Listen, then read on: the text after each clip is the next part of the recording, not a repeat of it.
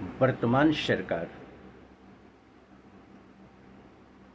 भाजपा के नेतृत्व में केंद्र में स्थापित है। मैं कोटि कोटि सराहना करना चाहूँगा इस बात को विशेष करके देशवासियों के संज्ञान में लाते हुए कि देर से मिला हुआ न्याय भी अन्याय के समान होता है।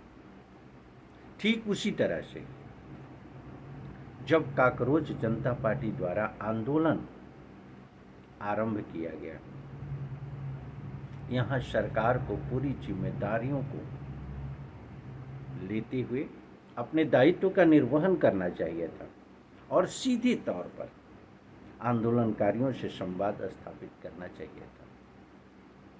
20 तारीख के आंदोलन में देश के लोगों को सम्मिलित होने की नौबत नहीं आती। यह आंदोलन उसी समय समाप्त हो सकता था, क्योंकि यह बहुत बड़ा इशू नहीं था। सिर्फ इतनी ही सी बात थी कि नीट पेपर लीक हो या भ्रष्टाचार का मुद्दा हो या पर्यावरण के संरक्षण का मुद्दा हो, इस पर सरकार की नीतियां क्या है। निश्चित रूप से नेगोशिएशन होना चाहिए, वार्ता होनी चाहिए। इस पर चाहे काकरोच जनता पार्टी हो या चाहे सत्ता में पीठासीन हमारे कैबिनेट मंत्री हो, हमारे मंत्रिमंडल के मंत्री हो या हमारा देश का प्रधानमंत्री हो, इस विषय पर निश्चित चर्चा करनी चाहिए और समाधान की पहल का आश्वासन देते हुए हो रहे आंदोलन के अंतर्गत इनकी तीनों मांगों को मान लेना चाहिए था। आज वो नौबत नहीं आती कि शासन और प्रशासन द्वारा क्रूरता को स्थापित करते हुए आंदोलनकारियों पर आक्रमण किया जाता है। यह कहना अतिशयोक्त नहीं है कि यहाँ अधिकारों का दुरुपयोग हुआ है, यहाँ संविधान और कानून का उल्लंघन हुआ है।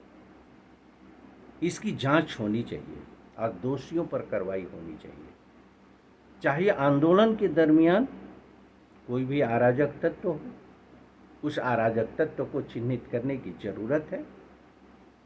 साथ ही शासन और प्रशासन के स्तर पर संविधान और कानून के उल्लंघन करते हुए असामान्य स्थिति क्रिएट करने वाले शासनिक और प्रशासनिक अधिकारियों को भी चिन्हित करना चाहिए।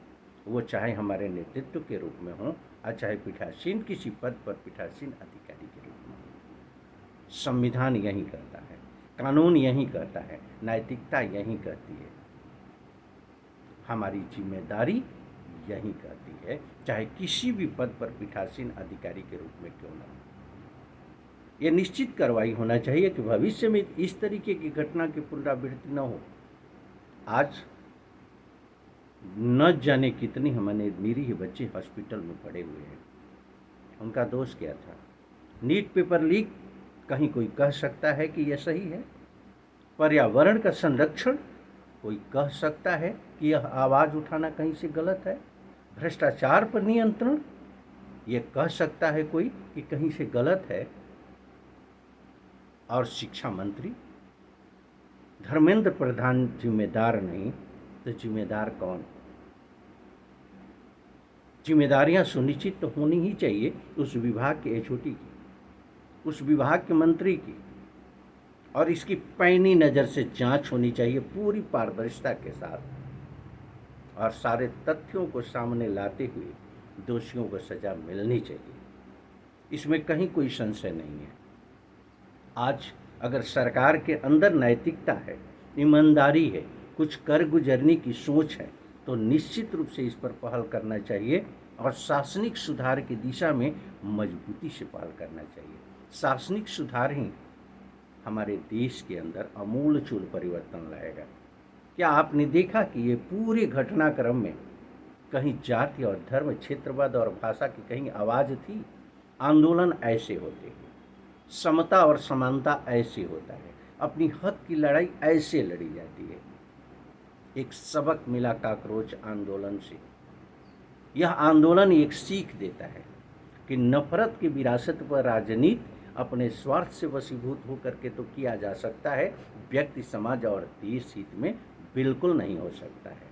तो हमें ज़रूरत है पूरे देश के अंदर शासनिक व्यवस्था को पारदर्शी करते हुए, प्रशासनिक व्यवस्था को पारदर्शी करते हुए मानवीय मूल्यों के संरक्षण की, भ्रष्टाचार पर कड़ा प्रहार की, अनियंत्रित महंगाई पर नियंत्रण की, संविधान और कानून की दुरुपयोग को रोकने की, अधिकारों के दुरुपयोग के रोकने के लिए अगर सरकार में नैतिकता है तो मजबूती से इसकी पहल करनी चाहिए। राष्ट्रीय समाजवादी जनक्रांति पार्टी इस मिशन का, इस सोच का आपका समर्थन करेगी, पुरजोर समर्थन करेगी। मुझे लगता है कि देश में कोई ऐसा व्यक्ति नहीं होगा जो थोड़ा सा भी सिंसियर होगा तो आपके कृत कार्रवाई का समर्थन न करे। जाति और धर्म आधारित राजनीति का मतलब क्या है?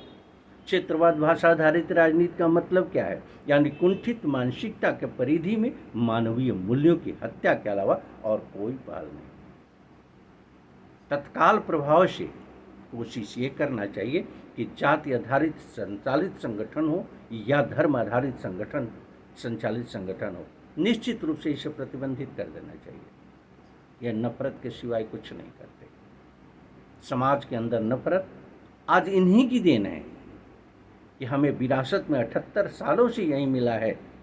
अनियंत्रित महंगाई, भ्रष्टाचार, अत्याचार, संविधान का दुरुपयोग, कानून का दुरुपयोग, साथ ही अधिकारों का दुरुपयोग, अनियंत्रित महंगाई, गिरता हुआ शिक्षा का स्तर, बेरोजगारी, तड़पती हुई मानवता, लाश की राजनीति।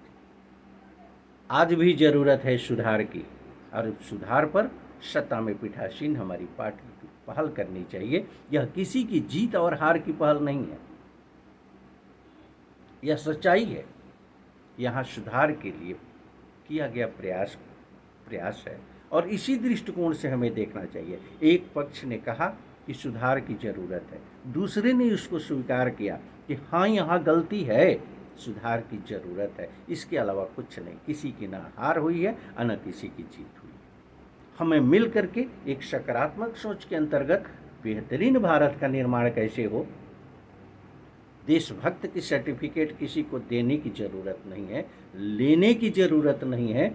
हम देशभक्त हैं, हम देश के नागरिक हैं, हमारी नैतिकता है, हमारी ईमानदारी है, हमारा सोच है शैक्षणिक और आर्थिक उत्थान की, जिससे व्यक्ति, समाज और देश का उत्थान हो। यही हमारी सच्ची देशभक्ति है। आइए हम सही दिशा में सकारात्मक सोच के अंतर्गत इस तरह के हो रही गतिविधियों का सदैव समर्थन करेंगे, इसका संकल्प लेते हैं और आगे बढ़ते हैं। धन्यवाद सर।